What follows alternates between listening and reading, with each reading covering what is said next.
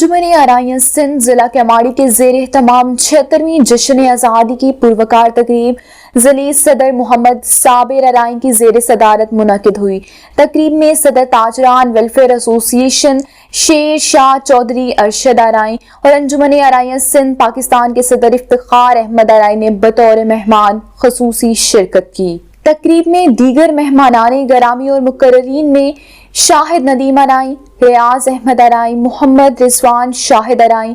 सैयदुज़्ज़मान advocate Haji Aslam Arain, Mehar Muhammad Shabbir Arain, Aslam Kanwal Arain, doctor Naseer Ahmed Arain, Shabbir Ahmed Arain, Chaudhry Muhammad Pervez Arain, Maulana Akhtar Muhammadi Arain, Anwar Javed Arain, Pakistan Peoples Party chairman UC 13 Qazi Aminul Haq Azad, vice chairman Pervez Ahmed Doda, Hazbur Rehman Arain, Haji Abdul Jabbar Arain शामिल थे। इस मौका पर मुकर्ररीन ने आज़ादी को अल्लाह की अज़ीमुश्शान नेमत करार देते हुए उसके हसूल के लिए दी गई कुर्बानियों की तफसीलात बयान की और कायदे आज़म मोहम्मद अली जिन्ना की जद्दोजहद को ज़बरदस्त खराज तहसीन पेश किया। बच्चों ने मिली नगमे पढ़े और खूबसूरत टैबलोस पेश किए। मजीद इस मौका पर अंजुमन आराइन सिंध के सदर इफ्तिखार अहमद अराइन ने मीडिया से गुफ्तगू में कहा कि अवाम यौम आज़ादी शोहदा को खराज तहसीन पेश करते हुए अपनी नौजवान नस्ल में आज़ादी की अहमियत को उजागर करे।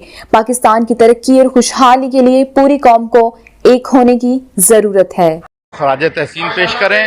और अपनी आने वाली नस्ल नौजवानों को ये पैगाम दें कि ये आज़ादी हमारे लिए कितनी अहम है और कितनी मुश्किल से ये हासिल की गई है, और ये अहद करें कि हम इस मुल्क की खिदमत इस तरह करें कि हम एक कौम बन जाएं।